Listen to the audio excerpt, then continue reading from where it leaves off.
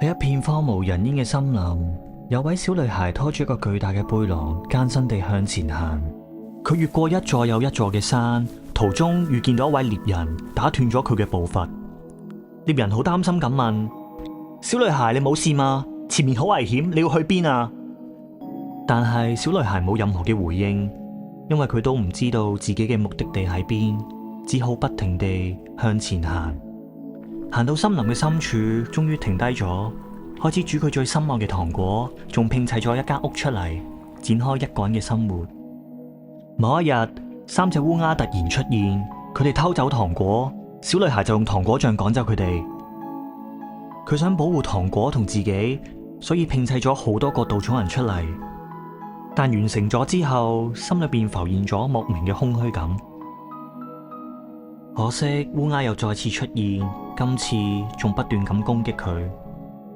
好彩嘅係獵人咁啱經過，向天射箭趕走烏鴉。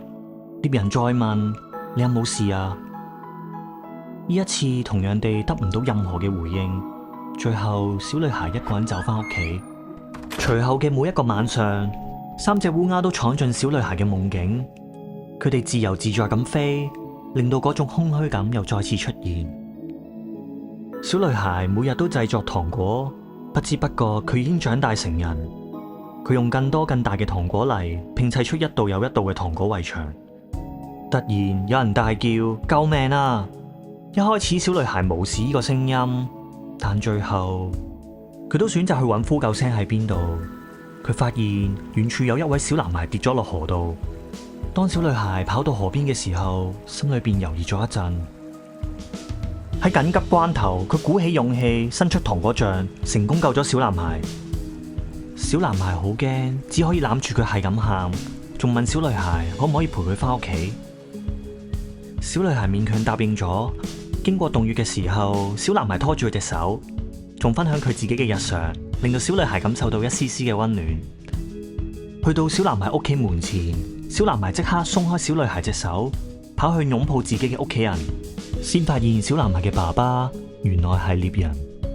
小女孩見到呢個畫面，令到佢嘅空虛感又再浮現，一句再見都冇講，就默默咁離開。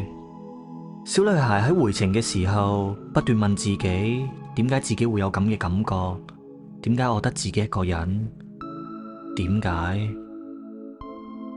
佢一邊埋怨，一邊製作糖果，完全冇留意到間屋一日比一日變得更大。佢每日漫無目的咁製作糖果，而時間亦慢慢咁流逝。無止境嘅製作令到小女孩覺得好攰。當佢停低雙手嘅時候，發現自己已經變成咗一位老婆婆。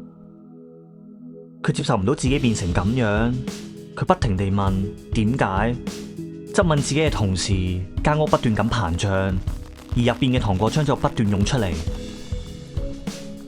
佢成個身體沉入糖果漿之中，佢終於大聲呼喊：救命啊！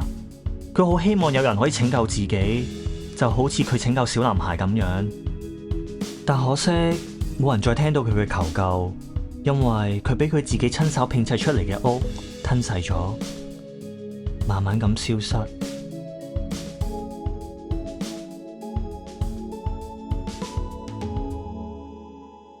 過咗好耐，小女孩間屋已經變成咗一片廢墟，但係入邊有隻雀仔，佢飛咗出嚟。雀仔飛咗上天，發現成片森林都俾糖果漿吞噬。佢好驚訝咁講：呢度發生咩事啊？之後雀仔經過一個小城鎮，成個天空都係尋人啟事。佢望咗一眼，但佢冇理會，因為前面有一道溫暖嘅光吸引住佢。